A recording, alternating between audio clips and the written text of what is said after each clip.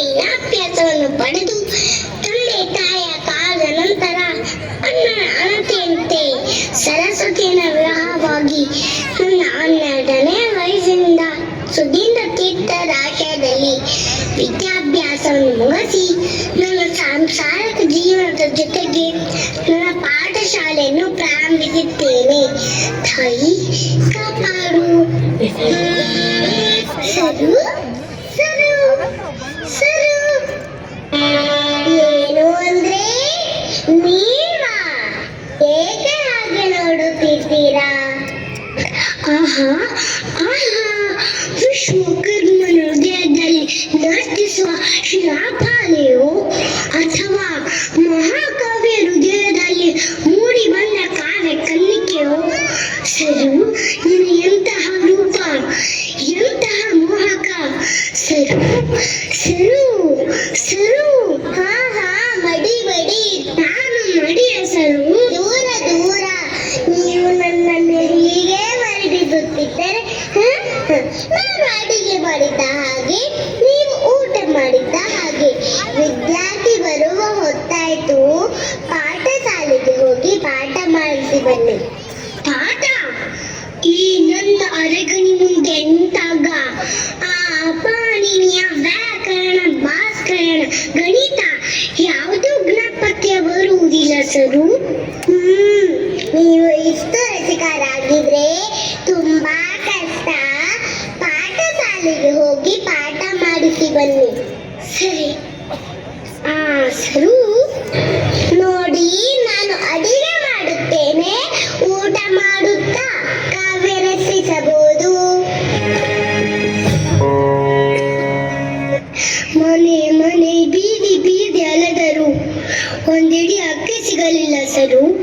ಇಡೀ ಗ್ರಾಮಕ್ಕೆ ಗ್ರಾಮವೇ ಕ್ಷಾಮದಲ್ಲಿ ಸಿಕ್ಕಿಕೊಂಡಿರುವಾಗ ನಮಗೆಲ್ಲಿ ಸಿಗಬೇಕು ಅನ್ನ?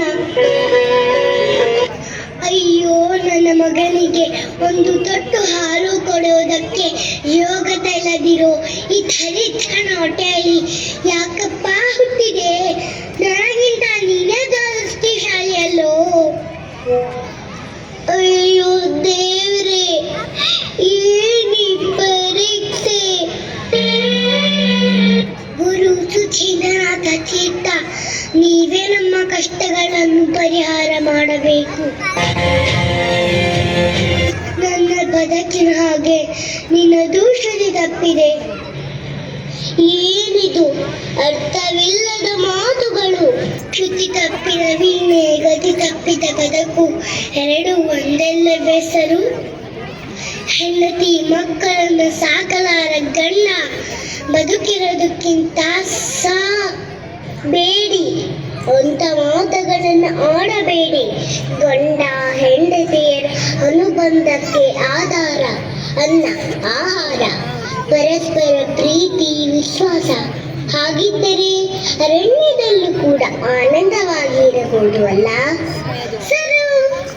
ಸ್ವಾಮಿ, ನಾನು ಪ್ರತಿದಿನ ದೇವರ ಬಳಿ ಬೇಡಿಕೊಳ್ಳುವುದು ಒಂದೇ ಒಂದು, ಈ ಶರೀರ ನಿಮ್ಮ ಸೇವೆಗೆ ಮುಡಿಪಾಗಿರಬೇಕು. ಈ ಬಾಳು ನಿಮ್ಮ ಕಣ್ಣು ಮುಂದೆ ಕೊನೆಯಾಗಬೇಕು. ಅದಕ್ಕಿಂತ ಬೇರೆ ಯಾವ ಐಶ್ವರ್ಯವೂ ನನಗೆ ಬೇಡ. ಸರು, ನಾನಿನ್ನ ಹೆಂಡತಿಯಾಗಿ ಪಡೆಯೋದಕ್ಕೆ ಎಷ್ಟು ಅದೃಷ್ಟ ಮಾಡಿದೆ ಸರು. ಸರು, ನಮ್ಮಿಬ್ಬರನ್ನು ಬೇರೆ ಮಾಡೋದಕ್ಕೆ ಯಾರಿಂದನೂ ಸಾಧ್ಯವಿಲ್ಲ ಸರು. ನನಗೆ ಆ ಭರವಸೆ ಒಂದೇ ಸಾಕು. ನೀವು ಈಗ ನಿಶ್ಚಿಂತೆಯಿಂದ ಮುಳುಗಿಕೊಳ್ಳಿ. ಬನ್ನಿ. ಹೇಗೆ ಮರಳಿಕೊಳ್ಳಲಿ ಸರು? ಬೆಳಗಾಟಗೆ ಸಾಲಗಾರರು ಮನೆ ಹತ್ರ ಬರ್ತಾರೆ, ಅವಮಾನ ಮಾಡುತ್ತಾರೆ. ಮಾನ ಕಳೆದುಕೊಂಡ ಮನುಷ್ಯ ಬದುಕಿರೋ ಜೀವಂತ ಶವ. ನೀವು ಏಕೆ ಭಯ ಪಡುತ್ತೀರಿ? ಬದುಕು ನೀಡಿದ ಭಗವಂತನೇ ಬಾಧಗಳ ನಿವಾರಣೆಗೆ ದಾರಿ ತೋರಿಸುತ್ತಾನೆ. ನನ್ನ ಮಾತುಗಳನ್ನು ನನಗೆ ಜ್ಞಾಪಿಸುತ್ತಿದ್ಯಾ ಸರು? ದೇವರ ಧ್ಯಾನ ಮಾಡುತ್ತಾ ಮನಸ್ಸನ್ನು ಹಗರು ಮಾಡಿಕೊಂಡು ಕಣ್ಣು ಮುಚ್ಚಿಕೊಳ್ಳಿ, ನಿದ್ರೆ ತಾನಾಗೇ ಬರುತ್ತೆ. ಗುರುನಾಥ ಸುಧೀಂದ್ರ ವೆಂಕಟನಾಥ. ಗುರುಗಳೇ